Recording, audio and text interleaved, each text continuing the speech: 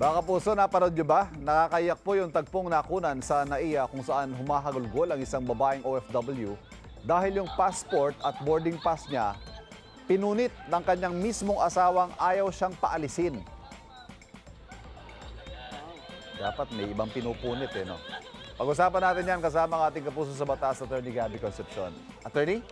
Oo, napaka-effective kung ayaw mong paalisin yung isang tao. Pilitin mo passport. Pero hindi po natin rin-recommenda yan. Pero attorney, yun nga Ano ba sinasabi ng batas tungkol sa paninira o pagpunit sa passport at iba pang mahalagang dokumento ng isang tao? Well, unang-una, kailangan malaman at ipa-remind natin na officially, hindi sa inyo ang pagmamayari ng passport na yan. Okay. Yan ay pagmamayari ng Republika ng Pilipinas. So technically, it is not yours to do whatever you want to do with it, di ba? Pag sinabing kailangan mong isurrender o ibalik, you need to comply.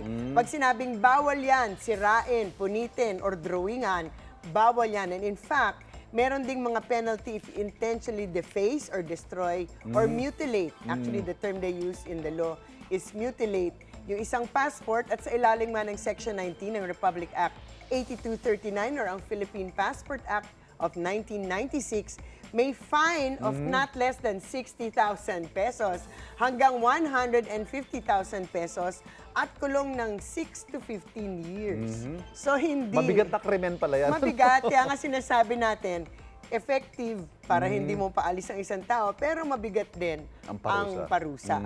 Ang problema din kasi, very suspicious din yung mga immigration ng ibang bansa.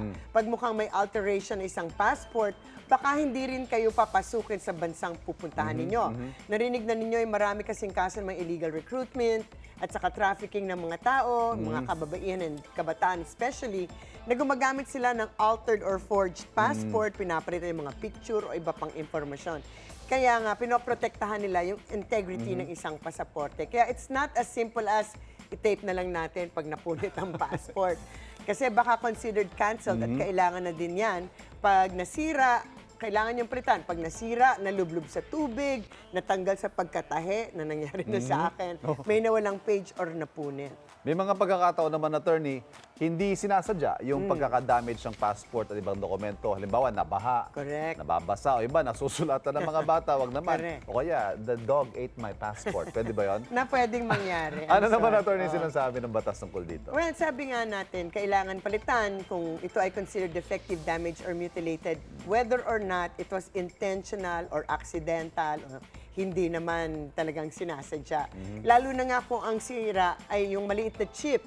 Kasi may chip yan sa cover Yes, ng yun yung binabasa ng passport. mga Oo. So actually, hindi nyo alam kung saan located ang chip na yan. Di ba? It's randomly located in the passport cover. Kaya bawal din i-staple na basta-basta ang takip ng passport at baka yung chip ang ma-staple ninyo, hindi na mababasa ng makina. So sa sitwasyong ganito, kailangan kayong mag-submit ng affidavit na naglalaman ng detalye tungkol sa pagkasira o pagkawala ng passport ninyo.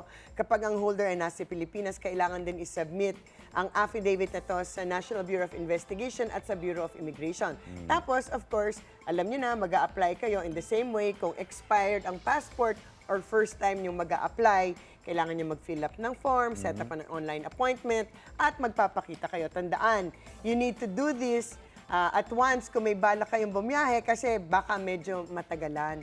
At kung minsan may requirement ng ibang bansa na dapat may 6 months validity, di ba? Na pagpasok ang requirement nung kabilang bansa ay may 6 months validity. So, kung may bala kayong magbiyahe at kayo nga ay nasiraan ng passport, kailangan nyo na mag-apply. Ngayon din, at kung ayaw nyong paalisin ng asawa ninyo, siguro dalhin nyo na lang sa mabuting usapan.